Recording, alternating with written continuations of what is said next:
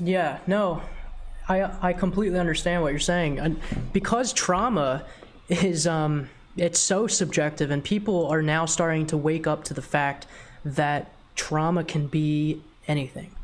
There are a lot of people out there, a lot of psychologists, a lot of therapists, a lot of programs, a lot of influencers, a lot of kind of awareness, mental health awareness groups. They're now really pushing trauma. There's a whole wave of a new understanding of what trauma really means, and how trauma is not just for, you know, the veterans or the people in war or people who've gotten really horrible such things happen to them, such as, you know, being like raped or sexually abused, or being beaten, or almost getting in a car accident, or near-death experiences. Those are traumatic events. Those are singular traumatic events. However, trauma could be anything from getting yelled at by your parents. And a lot of people don't want to hear that. They don't like that because their skewed and biased perspective and definition of trauma and the understanding of what trauma has been over the years conventionally. But something that, again, people don't understand is how mental health is not, it's not understood as much as it really should be. And I mean, we were lobotomizing people in the 50s. In the 50s. That's 50 years ago. Right? My math? It might be less. What is it, 2020? Yeah. Sorry, I'm showing my math stupidity here right now. 2010. All right, anyway, it wasn't too long ago. That's the point. But, so trauma. Yeah.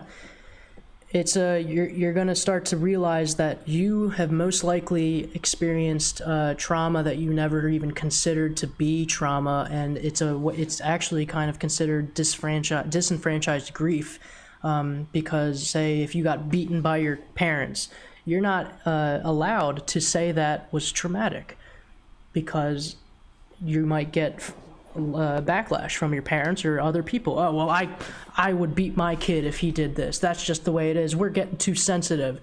You hear that kind of narrative, which is honestly, ironically, rooted in trauma. Whoever yells at somebody because they get angry at someone else's pain or perspective, they were traumatized.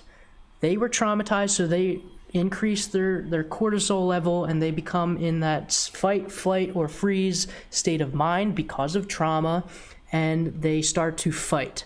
They don't like it because they needed to cope with their own trauma in a very specific way. So they feel invalidated. They don't feel as though somebody else should define trauma that they had to go through, and that they weren't allowed to process in a healthy way, and they weren't allowed to call trauma themselves. And therefore, because they were traumatized by their own experience, they need to now fight other people if they call what they trauma, like, you know what I mean? Like, so a lot of everything, a lot of anger, a lot of those traumas, those emotional charged statements that we hear all the time, a lot of behaviors that we see, a lot of perspectives, a lot of biases, they're all rooted in trauma.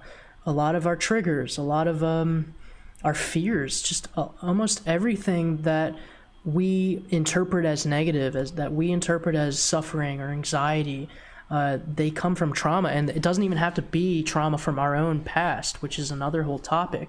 It could be from our intergenerational trauma passed down to us, whether it's genetic or psychologically passed on to us through our parents. So our parents, say if your parents were immigrants, an Italian situation, right? Or some other culture that really was not emotionally intelligent, which most cultures weren't. In fact, right now, we're just seeing this wave of this new understanding of what it means to be kind of wiser and more competent and emotionally intelligent and culturally diverse and inclusive. Anyway, a lot of those cultures in the past, they treated their children very, very badly. They encouraged beating. They discouraged emotion, such as Russia, right? A lot of Russian people and parents and families, they don't encourage to be emotional. And that can be passed on to your children, and the children can pass those values on and those traumas through parenting skills and parenting styles. So, and even before parents, I mean, it goes on and on and on. You have intergenerational trauma from African Americans, from Indians, from Native Americans, from almost every culture. You have some type of trauma that was experienced a long time ago and was passed down to generations through different ways. The Holocaust and Jews, you know, you have anxiety that was carried over, and fears and perspectives and biases and anger and emotion that was literally passed down to you, which could influence everything about how you experience your reality, how you interpret your suffering and everything. And it might not even have to do with anything of your own personal experiences in life so far. It could have a lot more to do with the intergenerational trauma passed on to you.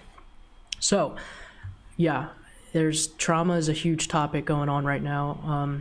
So I hope that helps you guys understand it a little bit more too, how trauma is something you really need to be more aware of and self-reflect on and be introspective about, because a lot of us don't know it. Especially, I'm adopted, right? So there's a whole nother conversation about not understanding my own trauma, because I don't have that kind of knowledge or understanding, or that I don't get to know what kind of past my parents had or my ancestors had because I'm adopted.